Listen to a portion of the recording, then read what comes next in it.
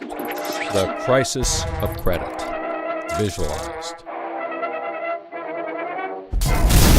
What is the credit crisis?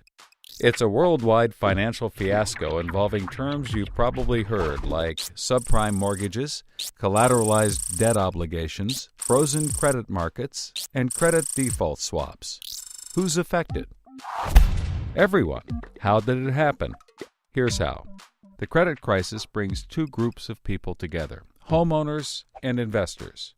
Homeowners represent their mortgages, and investors represent their money. These mortgages represent houses, and this money represents large institutions like pension funds, insurance companies, sovereign funds, mutual funds, etc. These groups are brought together through the financial system, a bunch of banks and brokers commonly known as Wall Street. While it may not seem like it, these banks on Wall Street are closely connected to these houses on Main Street. To understand how, let's start at the beginning. Years ago, the investors are sitting on their pile of money, looking for a good investment to turn into more money. Traditionally, they go to the U.S. Federal Reserve, where they buy Treasury bills, believed to be the safest investment. But in the wake of the dot-com bust in September 11th, Federal Reserve Chairman Alan Greenspan lowers interest rates to only 1% to keep the economy strong. 1% is a very low return on investment, so the investors say, no thanks. On the flip side, this means banks on Wall Street can borrow from the Fed for only 1%. Add to that general surpluses from Japan, China, and the Middle East, and there's an abundance of cheap credit. This makes borrowing money easy for banks and causes them to go crazy with leverage. Leverage is borrowing money to amplify the outcome of a deal. Here's how it works. In a normal deal, someone with $10,000 buys a box for $10,000. He then sells it to someone else for $11,000. For a $1,000 profit, a good deal. But using leverage, someone with $10,000 would go borrow $990,000 more dollars, giving him $1 million in hand. Then he goes and buys 100 boxes with his $1 million and sells them to someone else for $1,100,000. Then he pays back his $990,000 plus $10,000 in interest. And after his initial $10,000, he's left with a $90,000 profit versus the other guy's $1,000. Leverage turns good deals into great deals. This is a major way banks make their money. So Wall Street takes out a ton of credit, makes great deals, and grows tremendously rich, and then pays it back. The investors see this and want a piece of the action, and this gives Wall Street an idea. They can connect the investors to the homeowners through mortgages. Here's how it works. A family wants a house, so they save for a down payment and contact a mortgage broker. The mortgage broker connects the family to a lender who gives them a mortgage. The broker makes a nice commission. The family buys a house and becomes homeowners. This is great for them because housing prices have been rising practically forever. Everything works out nicely. One day, the lender gets a call from an investment banker who wants to buy the mortgage. The lender sells it to him for a very nice fee. The investment banker then borrows millions of dollars and buys thousands more mortgages and puts them into a nice little box. This means that every month he gets the payments from the homeowners of all the mortgages in the box. Then he sicks his banker wizards on it to work their financial magic, which is basically cutting it into 3 slices: safe, okay, and risky. They pack the slices back up in the box and call it a collateralized debt obligation, or CDO. A CDO works like 3 cascading trays. as money comes in, the top tray fills first, then spills over into the middle, and whatever is left into the bottom. The money comes from homeowners paying off their mortgages. If some owners don't pay and default on their mortgage, less money comes in and the bottom tray may not get filled. This makes the bottom tray riskier and the top tray safer. To compensate for the higher risk, the bottom tray receives a higher rate of return, while the top receives a lower, but still nice return. To make the top even safer, banks will insure it for a small fee called a credit default swap.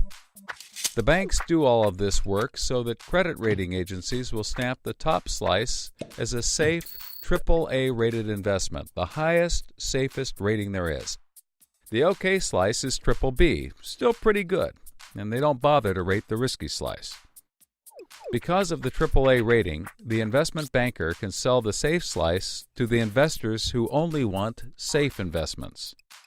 He sells the OK slice to other bankers, and the risky slices to hedge funds and other risk takers. The investment banker makes millions. He then repays his loans. Finally, the investors have found a good investment for their money, much better than the 1% Treasury bills. They're so pleased they want more CDO slices. So the investment banker calls up the lender, wanting more mortgages. The lender calls up the broker for more homeowners, but the broker can't find anyone. Everyone that qualifies for a mortgage already has one, but they have an idea.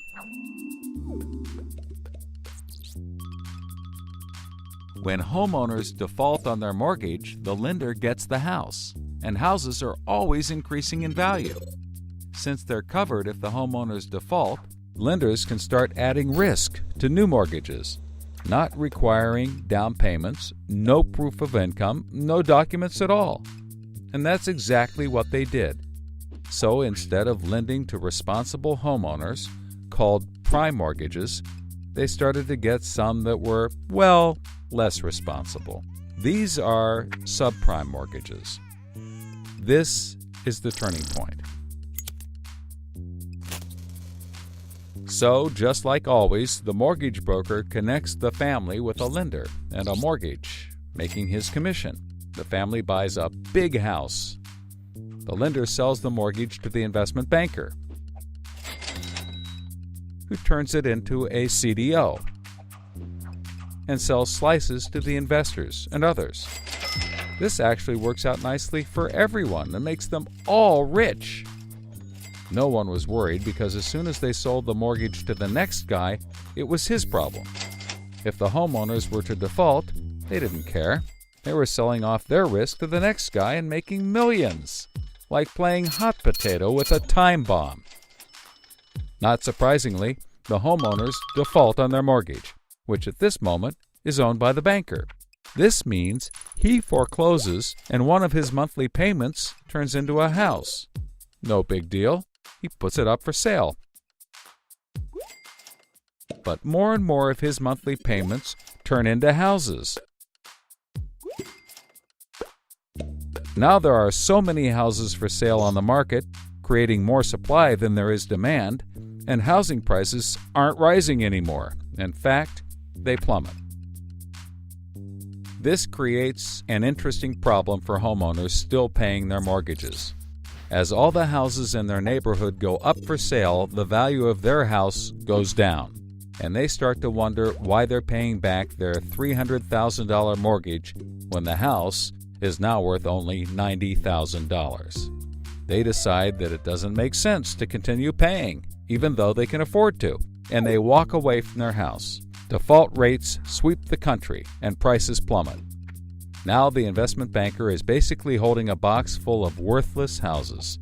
He calls up his buddy, the investor, to sell his CDO, but the investor isn't stupid and says, no thanks. He knows that the stream of money isn't even a dribble anymore. The banker tries to sell to everyone, but nobody wants to buy his bomb.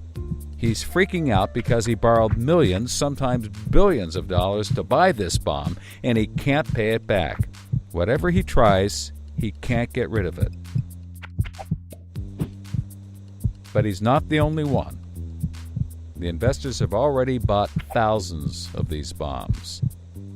The lender calls up trying to sell his mortgage, but the banker won't buy it, and the broker is out of work. The whole financial system is frozen, and things get dark.